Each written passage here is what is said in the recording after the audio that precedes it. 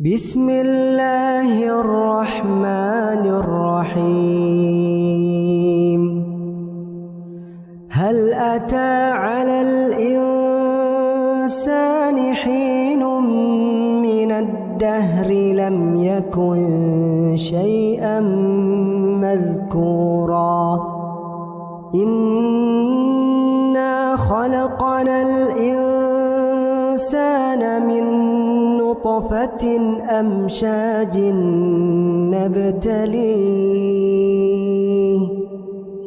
فجعلناه سميعا بصيرا إنا هديناه السبيل إما شاكرا وإما كفورا